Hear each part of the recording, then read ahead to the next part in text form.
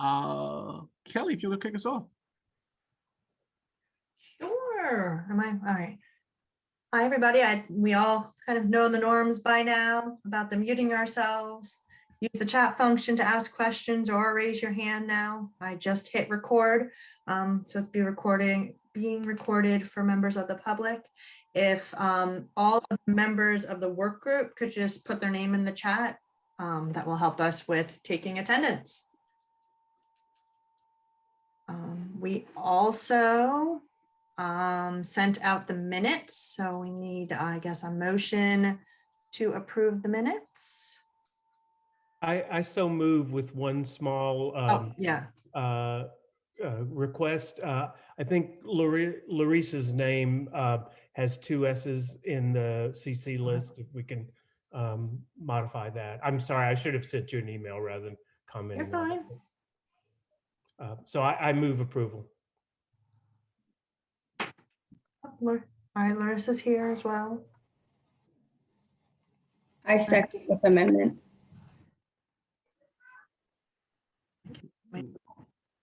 All in favor? Aye. Aye. Aye. Opposed? Aye.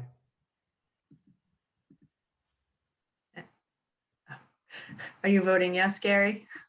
He was saying aye. Yeah, he was voting yes. with amendments. Any abstentions? All right, the minutes are approved.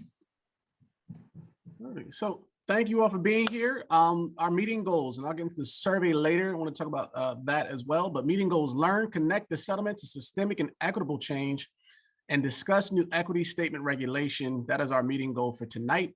Long-term, I know there's a question in the survey about what our endpoint. So our endpoint is to make the settlement functional. And that has a lot of questions as well as be the watchdog. And so we're going to spend a lot of time tonight engaging some more of that conversation, talk about the survey and some feedback from that, but then also make sure that our students get the best impact from the settlement. So tonight, learn, connect the settlement to systemic and equitable change, and discuss new equity statement regulation. And with that, I'll dig to this next part. So as you all know from the Reading Consortium, we then, out of our settlement committee, we then pushed the Reading Consortium, Senate Bill 56, House Bill 86, and House Bill 100. This will give you an update. So it's passed the Senate Bill 56, 20-0-1, assigned to the House Education right now. House Bill 86 was released from House Education and now is assigned to the House. And so that's a good thing, it's still progressing. And then for House Bill 100, that's been released from Education Committee and is assigned to House Appropriations Committee. So all the legislation that we have been pushing for has actually continued to move forward, and we're looking forward to the progress on that.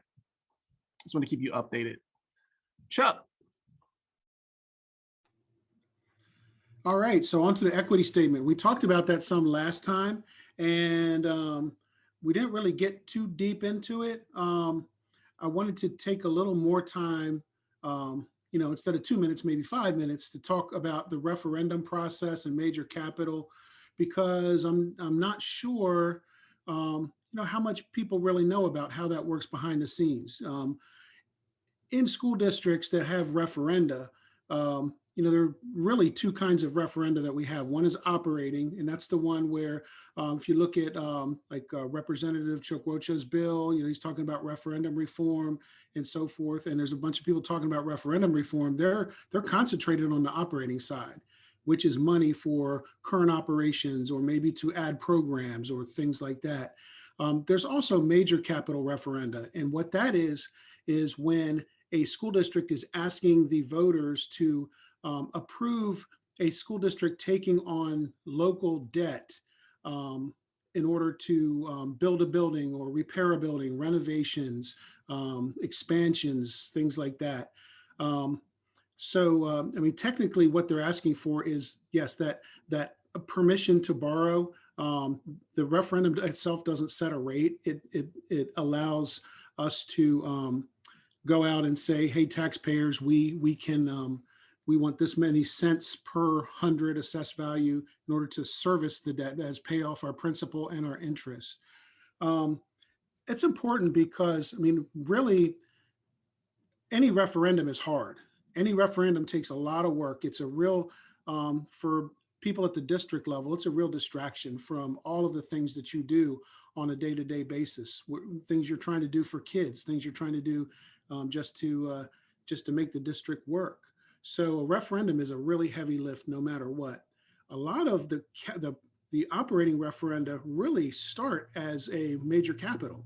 Sometimes you'll see them without a major cap, but you'll almost always see a major cap with an operating on the side. And here's kind of how that works behind the scenes. Your buildings might need some major repairs. You're going to have some things that are really strong needs. You know, a HVAC system on its last leg, leaky roof. You might have some other major outdated systems in your building that absolutely need to get taken care of. Those are your needs. Typically, when you start talking about a certificate of necessity, which goes to the Department of Education and then allows you to go to referendum, it's because you have a major need. Well, it takes so much effort to have a referendum that while you're going out for your needs, you might as well go out for your wants. Why not roll the dice and see if you can get some of the things that you want taken care of that aren't an absolute need, or these wants may be needs in the short term, but they're not acute needs right now. So you go for what you want. And then again, knowing how hard it is to pass a referendum. I don't know how many people have actually been part of a referendum team. It's not fun. Then you go for those things that say that you look around and say, how am I going to get this passed? Well, you take a look and who votes? Where are my yes votes? And that's really, I think, where equity comes in, because districts, and I can't blame them a single bit. I've been there. You want to pass your referendum. You'd like to pass it on your first try. You're going to sweeten the portfolio of what you have. You might take a look, and there might be an elementary school that has a lot of voters, a very active PTA, PTO, and you might throw a little something in there for them. Or there might be a program that's very popular with parents who maybe are active voters in school board elections and referenda, which get more votes usually than a school board election. But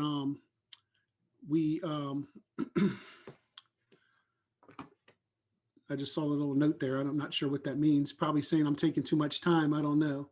But those things are what some districts call the sweeteners. So you have your needs, then your wants, then your sweeteners. And those things, they go into the big engine down in Dover, and portfolios of capital projects are come up with. And so that's how that works. If we could get to the point where we're funding all the needs for all the districts, to me, that's equity. But we end up with a situation where we're funding needs, wants, and sweeteners. And so for me, that's not equity. So I don't know if anybody else has another definition of that, but that's how it works behind the scenes. So go ahead on to the next slide. Which is actually a great slide to talk about the survey. So we appreciate everyone doing the survey, and to what Chuck was just talking about with the equity statement, this is what 6 responses to the survey came back with. And so I'll let you read those because we're gonna do a little bit of breakout. So the statement did what the statement was supposed to do. It would just, by the letter of the settlement, word for word. But I don't know that the intent was really met by that statement. My opinion. So give you about 20 more seconds to read through that.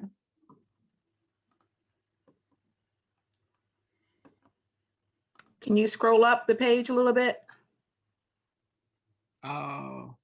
Go up to equity. There we go. That's it. Those are the responses. Oh, okay. I didn't Yep. see the very last one. The student population will be proportional with the student demographics district-wide through various means, including but not limited to preferred choice, targeted lottery, and transportation allowances. Yep. And tonight we're gonna actually have some breakout about this conversation. Before we get to that, if we get the next one, Gary Henry presentation principles. And so again, as you saw in the survey, it was yes, no, or maybe. You need some work. So out of the 6 responses, 80% were yes, and 16% needs a little bit of work to get those principles that Gary talked about in his presentation. We'll do the next one. Will these And I realized, she said, will addressing these needs make equitable systemic change in Delaware schools? This is for Kristen Dwyer's recommendations. Apologize on the extra B's.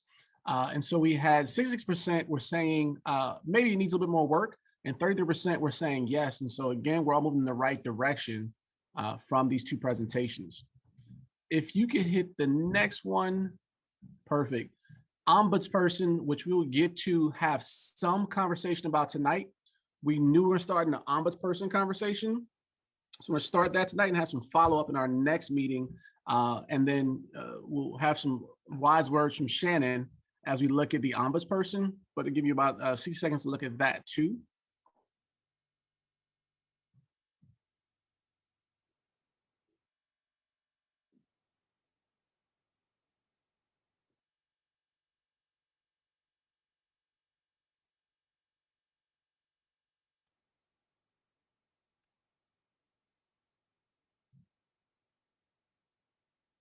And just to give context, we have been tasked with a lot of the what. A lot of our conversation is the how, and making sure that things like equity statements and ombudsperson actually make sense and have an impact. And so that's what we're dealing with a lot of the settlement. If you could hit the next slide, Kelly. So we're going to do a breakout room. The breakout rooms, we'd love to get some more feedback from you. I'm going to put the questions in the chat so everyone has access to those.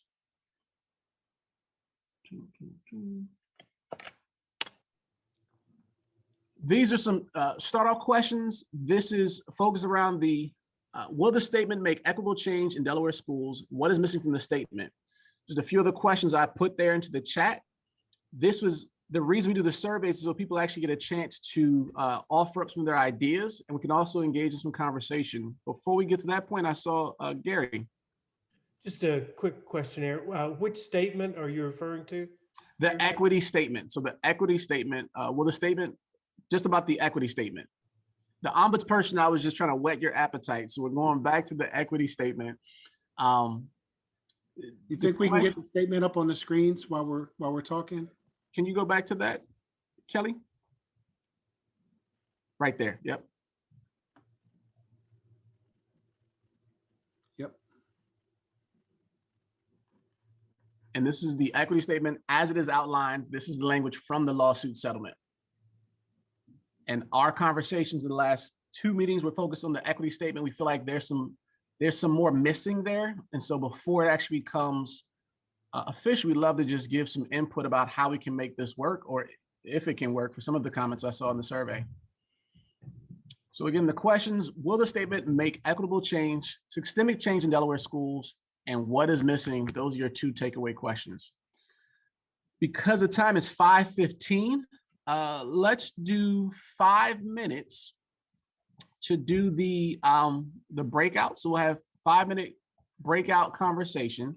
When we come back, to give you a heads up, we're going to hear first from our social determinants work group led by Ray Avery Jones. Have some questions with her. Make sure we have her out of here because there's another event taking place tonight. I know some other people in this group will be there. And then we're going to hear from our educator work group after that point. All right. So the time is now 5:16. Kelly, are you good with the breakouts? Go for it. Do want to make sure we're all sort of honoring time. So I did want to get to Ray, and then we'll get back to some of the conversation today as well. If you can put, Kelly, the slides back up, we'll get into slide 12. Okay, good evening, everyone. I just want to remind us that the Reading Consortium is charged by statute to recommend policies and practices to the Governor and the General Assembly and the Secretary of Education to achieve educational equity and to improve educational outcomes for all pre-K through grade 12 students in the city of Wilmington and Northern and Newcastle County. And I think it's important to state that because each time I hear it restated, it's a little slightly different. The Social Determinants Working Group of the Reading Consortium was created several months after the initial working groups were developed, and so we came several months later.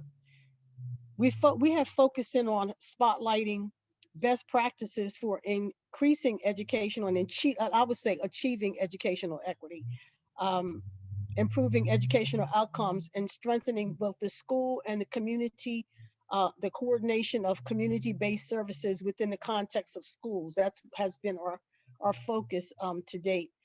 We were also tasked with making a set of interim recommendations very early on in the process. And we thought that we and we have, because it was too urgent to wait until July of 2022 to begin such efforts. These are working definitions for our work group. There, you can, if you search, you'll find different definitions for social determinants and institutional racism. But we thought it was really important to come from a common ground. You can go to the next slide. Hey, Ray, just We want to gonna let you know, Ray, I'm in the room in case you have any question. I jumped in at 5:15. It's Jeff. Okay, great. Thank you, Jeff. All right. We've identified 3 priorities that we believe should be included in the state budget. Open source, transparent, a presentation of data that drives equity and help, and metrics that measure, are we achieving equity? We're often using equity and defining it differently. We don't have common metrics that we have agreed upon to use to determine whether we are moving in the right direction. So the racial disparities and open source data, home and school community partnerships for a range of wraparound services, and holistic child development, focusing on birth through age 5. And I just want to underscore that these are interim recommendations, so we have a lot more to do. You can go to the next one. This is giving you more detail around the research open source data recommendation. We did have a presentation from Dr. Adrian Peoples last week. And while the state has open source data that raw data and to make sense out of it takes some additional work, there are also data gaps that we are invited, all of us, to identify so the DOE and Dr. Peoples specifically can continue to work on that. These are just some examples of open source data that we want to take a look at, including primary data and interviews and other forms of ethnographic data to capture the voices of students. Want to underscore that, parents and other community influencers outside of the school system. You can go to the next slide. These recommendations focus on increased resources for students that have the steepest barriers. The early learning or birth to age 5 recommendations are focused on home visitations, early developmental screenings, which you may say, well, I thought that already goes on, but there are touch points where developmental screenings are not taking place, and increasing the enrollment in pre-K programs for 3- and 4-year-olds. I think it's up to 600 students. Anything I say that is incorrect, Jeff will correct me as soon as I. That's usually the other way around, Ray, but that's all right.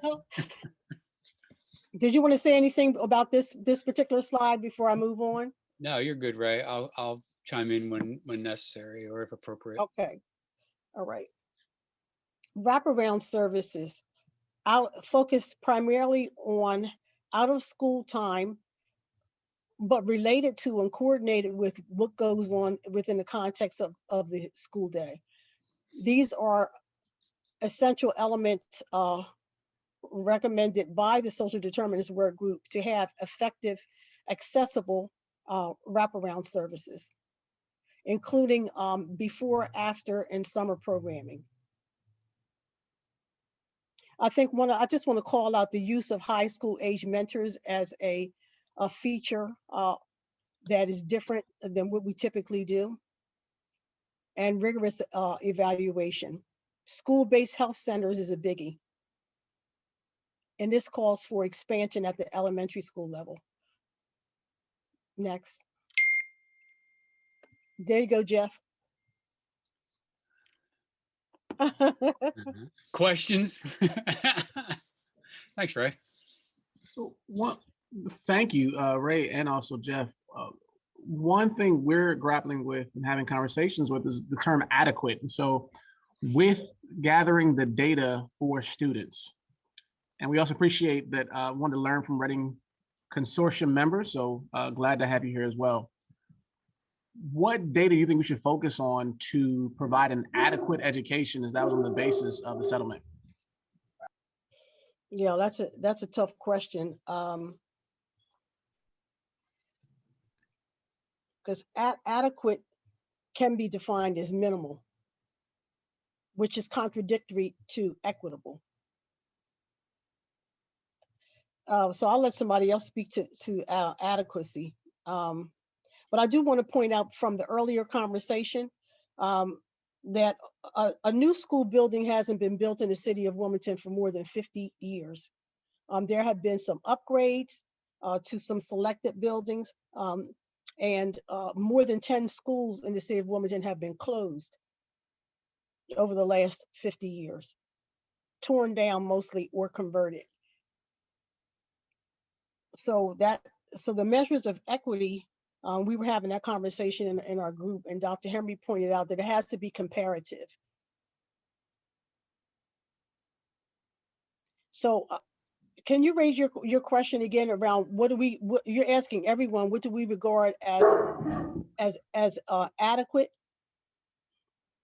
So I have a dog on the background. Yes, what is adequate for education? What do you think is adequate as far as the data you're looking at?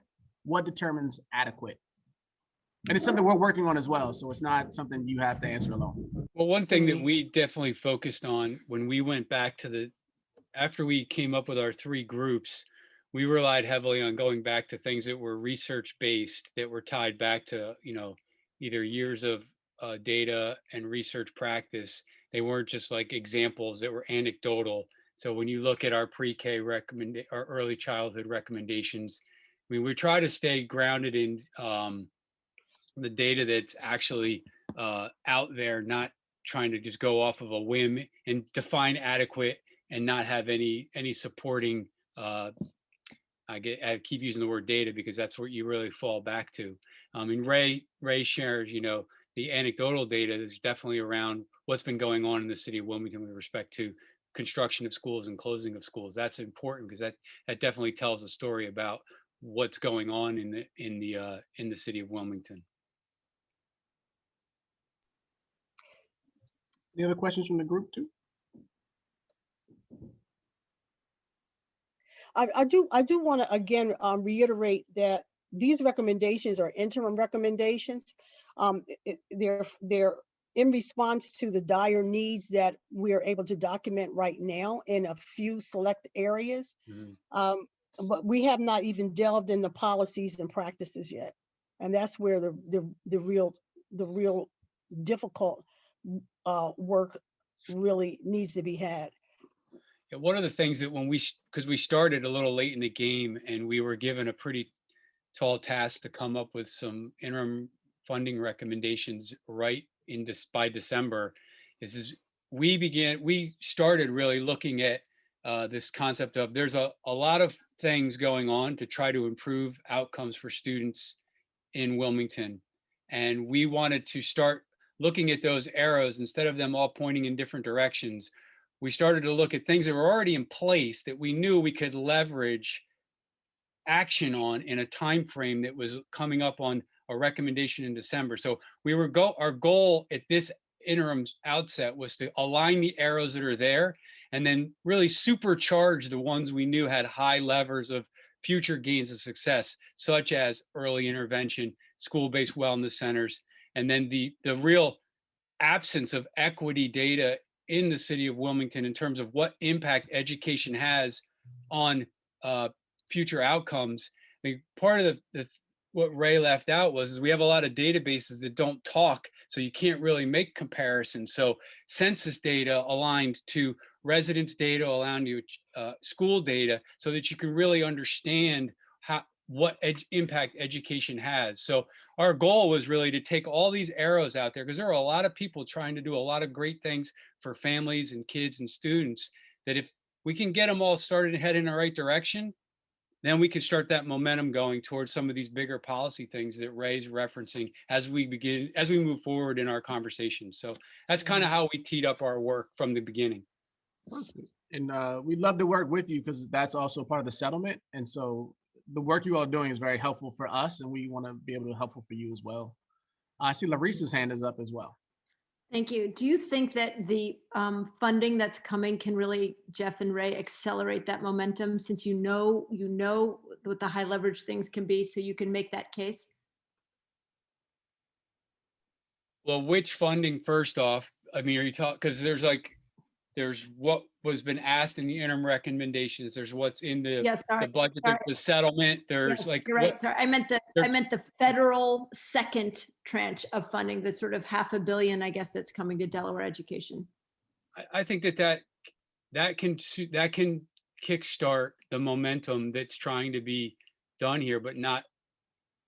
It will only last as long as we give it attention. If we don't systematize or address some of the policies, it's going to just be for naught. And in 5 more years, we'll be having the same conversation. So You're right. like, it's great, I think, to seed money, get it really going, but somehow the system has to absorb that as that money goes away. Otherwise, we wasted the money and we wasted time. So I think it definitely has the potential to kickstart even more so than on top of the settlement, it has the potential to kickstart that for districts and schools. My opinion, though, I'm just one superintendent. Chuck has his hand up. Thanks. There's a lot of good stuff in here, and definitely believe in the things that you all have on there as priorities. Sometimes it's nobody on this call, I know it's not, but sometimes I feel like some folks think that, well, you got to take care of these things before you can get to learning and before you can get to all that. And I know that there's a learning component to the early ed part of your recommendation, but are there some ways that we can, I don't know, carve a faster path to learning and opportunity and academics and all that, while we're taking care of some of these other extremely important issues that are kind of holding us back? Yeah. Matt Den is on the call, so we want to make sure that he's, because he may not be raising his hand. Chuck, to that point, when our group was specifically tasked, really, I don't want to say to stay away from that, but to kind of get out of the tangle and the bureaucracy of what that entails, of what you just described. That's a very important element of this path forward, but that was not our original charge in our work group. I think on a global scale, you're accurate. I mean, you're seeing now curriculum things being identified at all levels with respect to racial equity and social justice. So I think that is definitely a component, but that's not one that I don't believe we specifically looked at this time. Matt just came on, his video came on too. Matt, I don't know if you wanted to join in the conversation. Aaron, your question about adequacy, I kind of look at it. I mean, I know that adequacy, first of all, has a legal definition. So I'll let Matt speak to the legal definition of adequacy. But I look at it, opportunity, access, is sustainability. So Matt? Yeah, no, I only turned my video on because I thought it was rude to not have my video on when you called me out. Well, it wasn't because I thought I had anything productive to add. I wasn't quite sure I understood the question about sequencing, but I saw, Kristen put a comment in, saying that we could do multiple things at once. And I think that is generally our attitude. And these budget recommendations, as Ray pointed out, were made, you know, in an expedited way, knowing that the budget process was, you know, rolling forward, and we wanted to make sure that we had some input, you know, in the budget that would actually affect the coming school year. But you know, they, on their face, they're not meant to be even close to the totality of what we think needs to be done. As far as the adequacy issue, I mean, you're right. That's a minimal standard that's in the state constitution, and that was going to get, you know, the answer to what does that mean is what was going to get litigated if the lawsuit didn't get settled. But I certainly wouldn't want that to be our goal. That's sort of a, you know, minimum baseline. What must the state do? And I think my sense from talking to folks, you know, on this committee is that's we're shooting for something more than, you know, the minimum constitutionally required level of support. Thank you. And, Kristen Dwyer. Hi, folks. I just wanted to address my comment made in the chat box when Chuck was talking about there are people who feel this needs to be addressed before that. And I am one of those people. I'm a Maslow before Bloom type of person.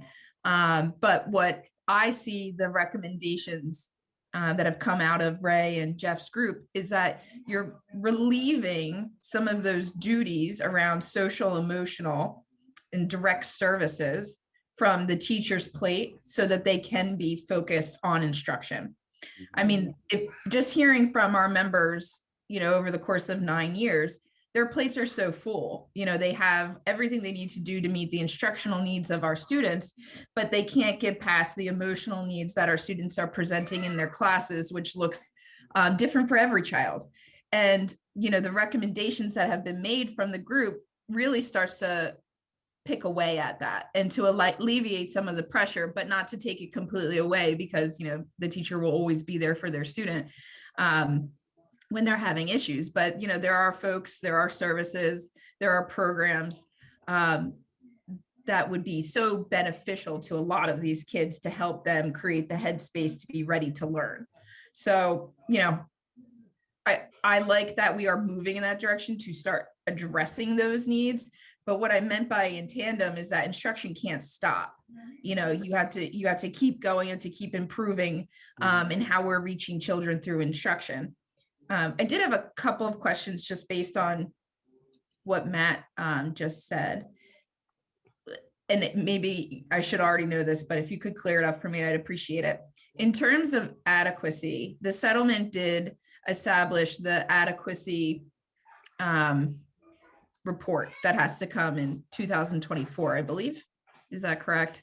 But will they be defining what adequacy is, or and maybe Dwayne could help with this. Will DDOE be defining what adequacy is and whether or not the state is meeting it, or is it they're looking to see how to define what adequacy is?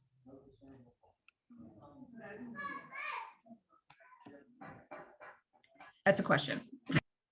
I wasn't sure who your question was to. Is someone who's actually one of the attorneys for the settlement is on this call? Yeah, Dwayne is here, and so Yes. Dwayne. Yeah, Dwayne's probably more qualified to answer that than I am. Hey there, I'm here. Sorry, Kristen, I just heard the tail end, especially after you said my name. Sorry about that. So if you'll just repeat, I might be able to help. Just, you know, in terms, so I know that in the settlement, there's this adequacy study that needs to be done, I believe by fiscal year 2024. It's in the governor's recommended budget. So when they're endeavoring on that study, are they endeavoring to find out how to define adequacy, or are they looking to see who meets it, and is adequacy already defined, or will another entity then define it? So no, the independent funding assessment is going to consider, I'll just put the language right in the chat. The assessment shall consider total funding levels, the mechanisms for raising and distributing education revenue at the state and local level, and make recommendations for improvements to equity and efficiency. So that's the scope of the independent funding assessment. And I'll put that language in the chat so you have it. And that's going to be, there'll be a RFP, request for proposals, rolling out soon about figuring out who looks at that and what that study consists of. Those are really the broad areas that must be covered in the adequacy study, but they will not be, and actually I shouldn't, they will not be, whether Delaware's current education funding structure or anything meets its constitutional requirements is a legal question. So, any independent funding assessment that's done won't be answering that question. That's for, our courts and for our legislatures and our governor. That's a branches of government kind of question to be determined. Okay, thank you. The only reason why I asked, maybe I'm using adequacy study when that's not what it is. That was outlined in the lawsuit. But when you look at how Maryland made change to their funding system back in the early 2000s, they required an adequacy study every 10 years. And one thing that I feel is absolutely necessary going forward is what's due in 2024 can't be the only time we really take a deep dive into our funding system. I believe that there should be a mechanism where 1/3 of the budget, billions of dollars, to be saying, are we adequately, and defining what that is, meeting the needs of our students? Are we meeting state mandates, and are we addressing student need? And it needs to be done on an ongoing basis. And I just feel like that's not addressed in the statement and something that could be built upon. I'll just underscore what you said, Kristen. That's exactly right. That is not currently included in the settlement agreement. It's a one-time thing, and it doesn't obligate the state to do anything. So if the study says, there's not nearly enough money, that will be a fact that some really crafty lawyers might be looking to, and that some good legislators and policymakers should be looking to, but it does not obligate the state to do anything. I see Gary Henry's hand up too. Thanks, Aaron. Just the term adequacy is one that we've come to. It sort of meets it's what I would call a term of art in the education finance literature. It is not a definitive standard that can be worked out precisely. Most studies give a low, moderate, and high estimate of the cost of an adequate education. And then this goes further, not only establishing the amount or a range of amounts that might need to be funded, but also to looking at the some of the things that I was talking about last week. What's the contribution of each locality, and how is the funding distributed? Does it go directly to schools and allow flexibility, or does it go to districts to be divvied up to the schools as they see fit? So there are a lot of questions here, and I think Kristen is exactly right that this should be done on an ongoing basis. No solution is ever perfect the first time, but you can work toward a better and better solution in terms of the amount and distribution of the funding over time. And I think that ongoing nature of this kind of assessment is really key to having improvements over time occur. Love it. I also know Ray Jones has to step away with another presentation. The one piece is what Matt was saying about adequacy and how we want to go beyond that. I do think what the social determinants work group is looking at as far as the data collection, we do need to figure out what are those outcomes we're looking at, and how do we know that we've actually met the baseline of it? On top of that, if we're not hitting that, then what are the changes that need to happen after that point? Which I think is a bigger piece for us to look at, because truth is, if we're just throwing money at a situation, and if our outcomes are not the students performing better and there's actual change in Delaware, then we threw money at the problem. And Right. we've done that before. So Too many times. yep. Ray Jones, Jeff Menzer, thank you so much we're going to take all your data and use it. And we look forward to working, collaborating with you in the future. Great. Thanks a lot for having Thank me. you. Thank you. Hey, y'all. Kelly, are we ready for our next group, which is also the educators work group? Yes, Representative Smith and his sidekick have just joined us. Perfect. So the other piece here is once we get the data looking at our outcomes, we also need to make sure that we are creating a great pipeline of educators. Because honestly, to be effective in schools, the most impactful position, educators in classrooms with students. And this is somebody who has some experience to tell you that's most important. With that, take it away. All right, thank you. And sorry if you hear a little noise in the background as we go through this. I'm on some daddy daycare duty while jumping in here. So appreciate you guys having me. Go ahead, whoever's moving. Yeah, there we go. So we met for roughly a year and a half, even more. I'm Representative Mike Smith, by the way. I represent District 22. My wife and my mother-in-law are both teachers, and this is my third little one that will be joining the school system here in the next couple of years. So we took a lot of local and national data, and our whole job was to try to come up with recommendations on recruiting and retaining high quality teachers and have equitable allocation in the city of Wilmington specifically. So we looked at all the schools and looked at some of the best practices locally and throughout the country. So the first one we came up with was really Teacher Academy. So the whole idea is partnering with institutes of higher education. There already are some established teacher academies, and we'd like to create some new. More importantly, in our recommendation, it's localized to match, Delaware as a local control state. But it's trying to create pipelines of a critical shortage area, to flow to schools and post-secondary programs and ultimately back into Delaware. And so this was our first thing that we really focused on. We originally had 4 and we pared it down to these 2.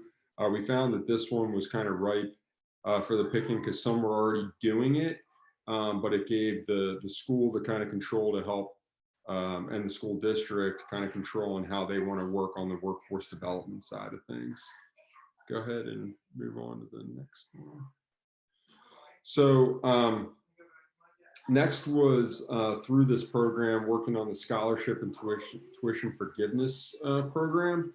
That's been really popular. We found through the 3 things that we found through the data that DOE had so far, with enough surveys to make it, good statistically, was that, most teachers are leaving the profession, not, peripherally what you would hear is money, but first is mainly school leadership, second is school safety, and third is dollars. And so those were some of the background that we put in this. But in terms of the dollars, the scholarship and tuition forgiveness program are extremely popular. So it already includes a lot of programs that you kind of see down there, and ones that we can expand on. I think what's important with this and or other professions is we keep up with what the demand is and what the market is calling for. And in Delaware, teachers absolutely always need to be included in that. So the second is a whole school professional learning package. So it's a multi-year package that focuses on partnerships with professional learning and coaching for administrators and educators. We heard a lot about school climate through our focus in our different meetings, but ultimately we want to limit teacher attrition. One of the things I mentioned before was school leadership. So it kind of gives the carrot and the stick, but we want the leaders to be promoting the next generation leaders while also creating a school climate that everyone would like to come to work in and feels valued and promoted to help, help their students in a positive way. I know in the other working groups, we're talking about HB 100 and other kind of legislative initiatives. Those are all included in helping the teacher and the school administrator. But in this case, we really want the administrators and the educators to be partners in creating that school climate. So each Wilmington school would be targeted for support based on, their demographic data, but not limited to low income English learner and racial considerations. That was important. There we go. So those are the two we really focused on because we found that they were the low-hanging fruit on things that we could actually do now. What is the main component of all of the things we just mentioned? Obviously funding, like most of the things that we talk about. So I was happy to be in the press conference and happy to help promote that. And I'll be talking to my JFC colleagues and others about using that. I think no matter where you stand on specific things, but from a workforce development perspective, we have to continue to push, educators in our schools that look like our children and are from areas where our children are from, so that our children see their teachers in themselves, and they can ultimately see themselves doing that, and ultimately want to be the next leader in the field. So we found that these two would be low-hanging fruit to do that. We found good local data and national data to support that, and appreciate Dean Henry, who's on today, passing a lot of information from his past experience as well. Happy to field any questions. Troy as well. There's a comment in the chat from Shannon.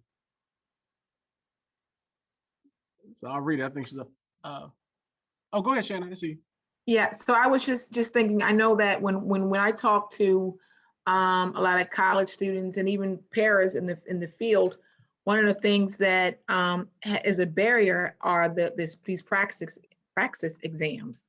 And so I don't know if you guys had given any kind of consideration as to supports, providing additional supports to those students, because particularly students of color, those kinds of standardized tests are just historically known as are barriers for them to become teachers. So that was spoken about. So yes, I guess would be the short answer there. That was mentioned and could be included. We mostly focused on once they're in, but yes, I mean, from a pipeline perspective, we would absolutely be supportive of that. And we'd be happy to partner with the high schools and or institutes of higher education on that. Absolutely. I also know House Bill 143 got changed to get rid of Praxis 1 for that reason, to lighten the praxis load. Yeah. Yeah, I mean, one of the things we also really talked about too are just, either teachers that are re-entering the classroom, or we even talked about private school teachers that were then going to public school and everything else. I know I use like my mother-in-law as an example there. So we definitely want to remove those barriers. I mean, some of the things, as you all know, that make great teachers don't absolutely have to do with testing, just like, the lawyers with LSATs and so on and so forth. So we definitely want to remove those barriers wherever we can. There's two things in the chat while you're here, Michael, was just about Red Clay is a program that actually prepares paraprofessionals to become certified teachers. I know Relay has a similar program. And part of the reason for both those programs is to ensure that you are able to gather people that might come from same communities and look like students. A lot of times we overlook our paraprofessionals, and they happen to be people that can actually meet that need and just need the support to get there.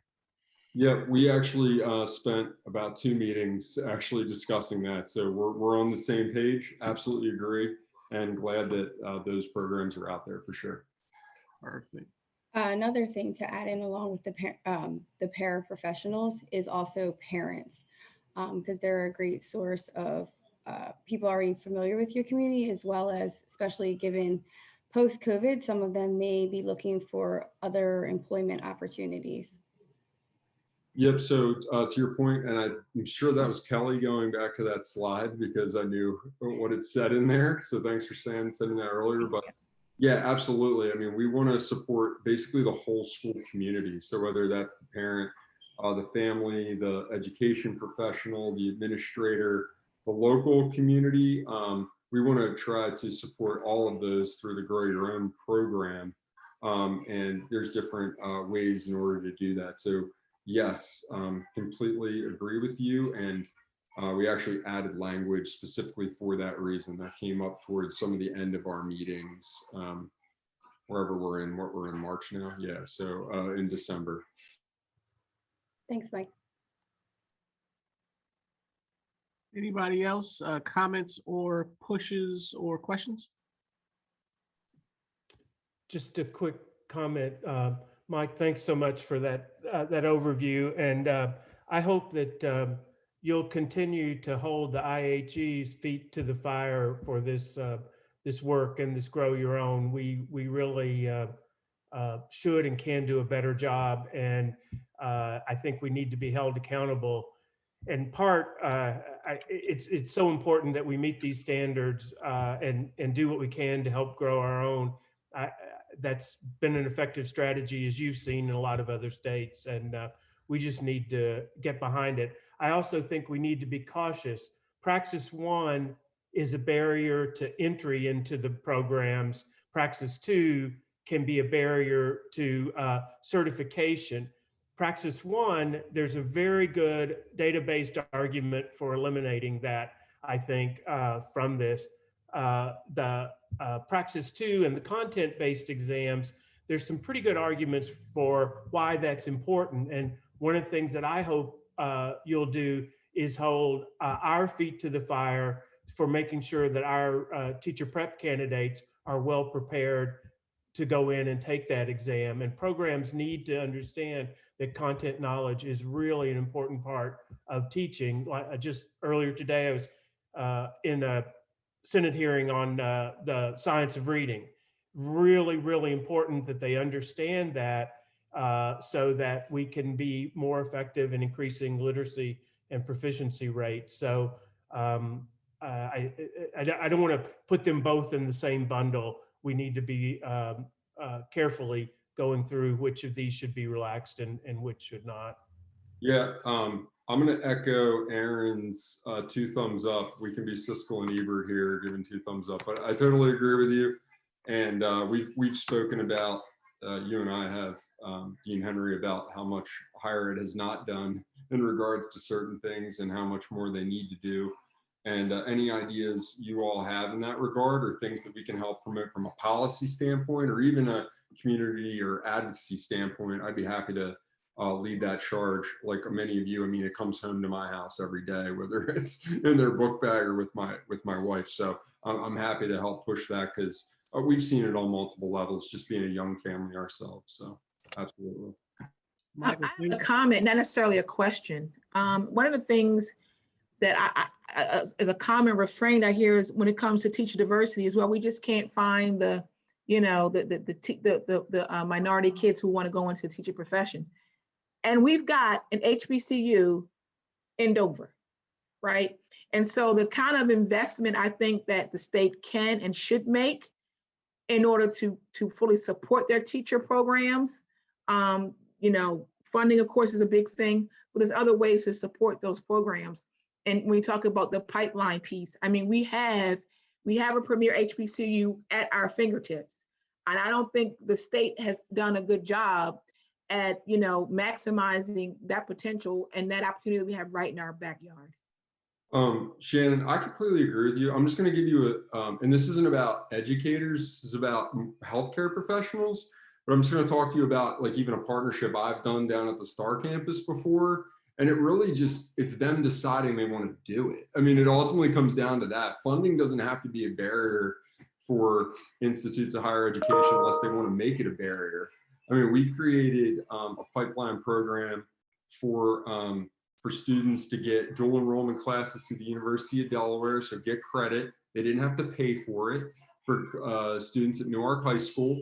And we bring them on campus, we do STEM with them. We take them to games, we hook them up with admissions, we do all the stuff you need to do ahead of time so that you know what you need to do in high school in order to be successful. And in the past 2 years, we've gotten 56 of those kids into the University of Delaware. Only half of them actually went into health professions. The others went into some of the arts or into education or other groups. So my point in that is we just got to keep exposing kids to campus earlier and to the programs so that they can see themselves being there. And the point of that program is we don't charge them a dime. It's our time. We just don't charge ourselves. We don't collect money on ourselves.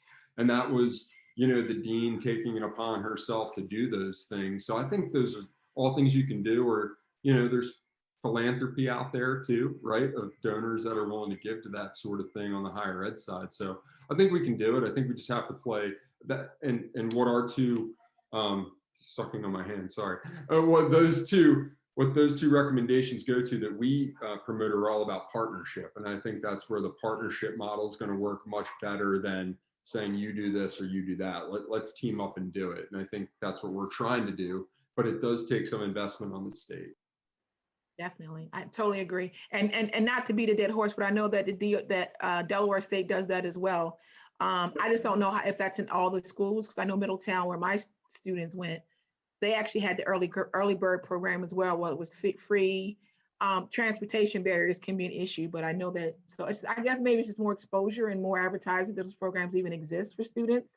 Yeah. And guidance counselors across the state as well. So I find that the two things government and higher ed are both the same at is their ability to marketing. They're not good at it. They're just not good at communications or marketing. And maybe that's something we can all help them with. But I've been talking about a lot lately. There's a lot of great things out there. We do a lot of great things. Nobody knows about it because we don't know how to talk about it and we don't know how to market it. So. Yep. We have co-chair Chuck, and then there's also a comment about there was 180 people attended the Rashawn Austin put into the chat, the Educator of Color and Linguistically Diverse Educators Group too. So there are other avenues out there as well, and we'll keep those going. Co-chair Chuck. Well, Michael Smith and Shannon both hit on this a little bit, but I just want to say it more, I guess more my way, and maybe just play off of them a little bit. Until the profession is elevated in status and respect to the level, and no offense to Dwayne and Matt and any other lawyers we have on here, but if I'm going toward a professional career and I have a choice between teacher and lawyer, I would want the most promising to go toward teacher. I don't want them to pick lawyer. I want them to be in the classroom. I want them to be with the kids who need them. So I don't know the answer to this, but how do we elevate the status of the profession where, people want to be teachers, people want to be in the classroom rather than do something that maybe takes the same amount of effort and training, but has a different impact. That's just, I hope I didn't offend any of my lawyer colleagues by saying that, but it's maybe my bias being in education, but until we get there, we're not going to get there, my opinion. To your point, Chuck, real quick, one of the top 5 professions you're seeing people not want to go into lately is actually the law. That was the latest trend data I just saw. And the reason mainly is we've talked a lot lately over the past, well, especially during the pandemic, it highlights it more. Got more kids you're hearing, sorry, is mental health, right? And quality of life. And I think that's getting into a lot of these things. And I think we need to be able to promote educators' professions about how, in partnership with your administrators and a good environment, you can have good mental health, you can have a good quality of life. You can still make a good salary and do all the things you want to do. It's almost like doing like a strategic plan or SWOT analysis on the profession, right? Versus what some of these others are. And it was interesting when I was reading that data about the law and some of these other things, because they're really, they were more traditional professions that maybe our grandparents would have wanted us to go into, or were super popular, but create a lot of burnout and don't necessarily promote good quality of life in the long term. And can you say, you listed before the 3 why folks leave? Can you list those again? Yeah, sure. Number 1 was school leadership. Number 2 was school safety. And number 3 was pay. And good to see that educators are beating the lawyers out there. Yes, exactly. Exactly. We can beat them at something. There you go. Anybody else? Perfect. And just calling out that in the settlement, the teacher recruitment and retention is a part of the settlement. And so there are $4 million committed in FY21, as well as other funding, other allocations for recruitment and retention. So we want to make sure that we actually put the best, highest quality teachers in front of students. Which Yeah, means the conditions have to be there too. exactly. As I said to the governor one day, we're willing to take all of it for our initiatives if you need us to. Thank you. Yeah. All right. Michael, thank you to you and to your wonderful assistant throughout that presentation. Yeah, he was very good. You know, I'm getting used to this whole Zoom thing with the baby. Normally I would have given him a bottle beforehand, but it didn't work out that time. So, but thank you guys for having me. If you ever need anything else, definitely shoot me an email. I'll get right back to you. Got it. Have a good night, guys. Thank you. The time is 6:10, but I did want to hit this next question. So the discussion, we hit two meaty topics tonight, and just a metacognitive moment. I think we're getting a lot of great data. I also know that I wanted to engage more in the conversation in the breakout room because I started hearing the wheels moving. And so we're going to weigh how to do that in 412 as we move forward. But the discussion, you heard about gathering data and the pieces from the social determinants work group, as well as the Grow Your Own program from the educator group. Does this hit? Does it align with the settlement? Yes, they both align with the settlement, so I'll answer that one. How can recommendations push beyond the settlement to create systemic and equitable change? And so part of that is what Shannon was talking about, and also with Tika, with the paraprofessionals and the parents, and then also creating space for educators of color to come together, like what Rashawn mentioned. Are there any other ways to push these two pieces? Because that's also part of our charge with the settlement. Aaron, can I just throw one thing in real quick? Yep. Everything that was just talked about by both Ray and Jeff and Representative Smith, that stuff is all just proposals. None of it has happened, and there's no guarantee that it's going to happen. And in fact, you know, the Reading Consortium recommendations are one of a, several inches high stack of requests that the Joint Finance Committee have from people from all different walks of life. So, a lot of what needs to be done between now and June 30th, now that we have these recommendations out there, is making sure that they actually get funded. So we've had some discussion of, whether we need to do more than what's been recommended, but even what's been recommended is still just that.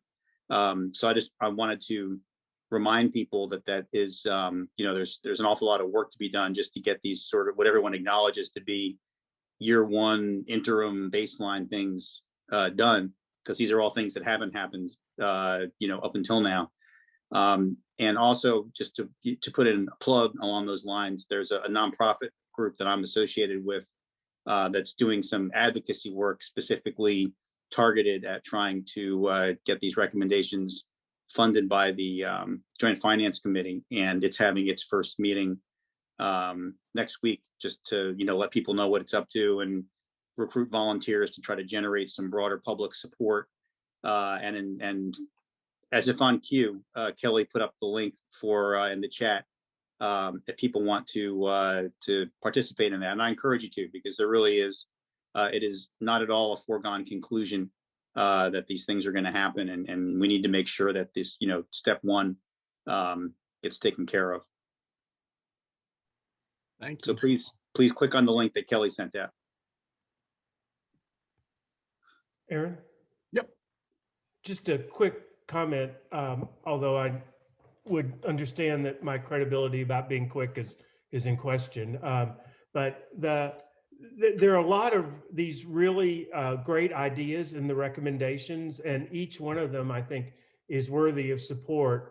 I think maybe what I want to hearken to is this idea of systemic and equitable, because if we don't have some glue pulling all these things together, we're going to end up with lots of new programs. And what we've seen over the last 20 years is the most effective solutions to improving the well-being and the learning of students is really comprehensive packages that put talent management, which is something that Mike was talking about, with issues of how to provide wraparound services in a way that really meets the needs of students.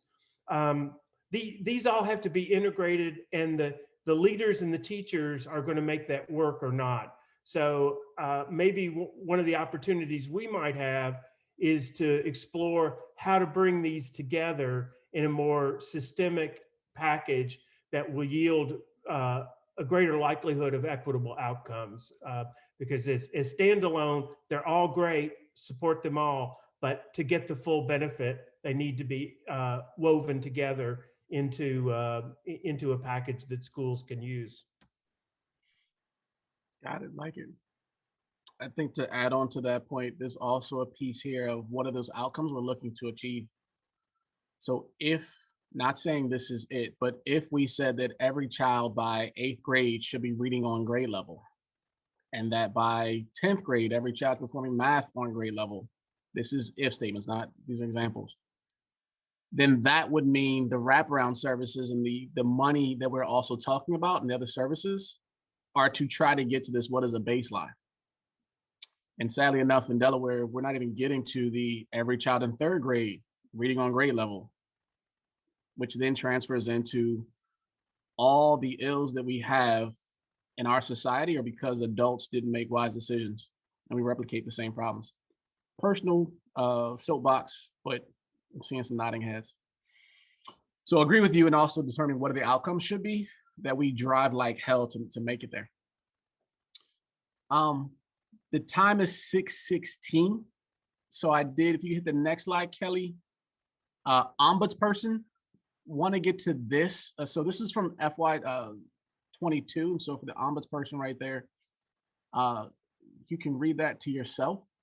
There's also a proposal that Shannon has. And Shannon, now you see why I'm so glad we did not ask somebody to come into this meeting. Because I would hate to, I would be so remiss if we rush that person.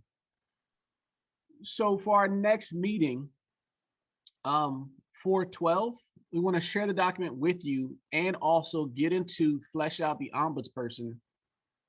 Would love to get some feedback on the ombudsperson, because I see so many areas, this is just me, I see so many places that our children who have the highest need are not getting served.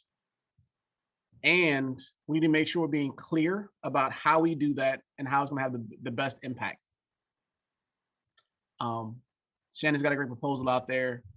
There are other ideas to add to that. And then also love to have Jay Street share some ideas, as this is one of the key points of the settlement. One of the key points, not the key point of the settlement.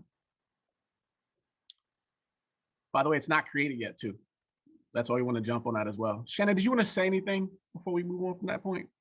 Just one thing that we're trying to get some clarification on is whatever it's established, if it's going to be, how it's going to be codified, right? So is it going to be through legislation, through regulation? You know, what form is that going to take? And I know, you know, folks like Jay Freeman and myself, we're really want to make sure that it is codified in some way, so that we're not 5 years down the road and, oh, there's a budget crunch, and so now the money goes away and it's not, you know, and it hasn't been fully established or safeguarded in that regard. So, and I haven't heard those discussions yet. I'm not privy to them, so I'm not sure, but just something for us to be mindful of, that we may want to have some specific ideas of what that would look like. Agreed. Erin, this is Tika. I just wanted to add a couple of things with that too. Another group that I'm a part of is SESPAC, so Special Education Strategic Planning Advisory Council for the state. And so One thing that one of our work groups has been working on for at least over the last year, probably about the last 2 years, is increasing ombudsmen and the need, as you've heard me mention, for them to be versed in special education law as well as practices, even looking at some of the disproportionality data that has come out. So the Parent Information Center has been working pretty extensively with a couple other folks on some of these recommendations that we've also been putting forth. So I know that I've connected some folks in CESPAC in one of our funding and governance, but I would like to connect particularly that work group with the folks on this work group that are also focusing on the ombudsman. Perfect, yeah. And if you could send any write-ups you all have to, proposals, we'd love to see that as well. Because I think that's also a great jumping on point for us with Shannon's group as well. Love to see it. Our next meeting is April 12th. After that is May 3rd. April 12th, would love to iron out the ombudsperson, so get into this conversation. Be sending more information to you and also digging into that work. Our breakout groups are going to have more time in breaking out, so we can actually come up with solutions. I think I almost cracked one with Shannon and Kristen, just listen to your conversation earlier. So I need to share those pieces. So that'll be April 12th is our next meeting. Please share anything with us. Again, 6 surveys, want to get all of them in. So we send another survey out to you. This is helpful because then actually there are areas we can move into that we don't have to spend time on. And then also looking at even the conversations around the, what Gary was saying about the comprehensive and systemic and equitable. Those are words we want to use and make sure it's also outcome driven, because Delaware needs to be changed as a result of this group. Definitely appreciate you. With that, I'm going to move to Kelly. Are there any public comments? Wonderful. Wonderful. Everyone here, thank you so much. We'll be in touch. We'll be sending you a survey by next week. And also, if you want to reach out to us about any of the planning and preparation, we'd love to engage so we can actually move our work forward. We appreciate you. Have a wonderful night.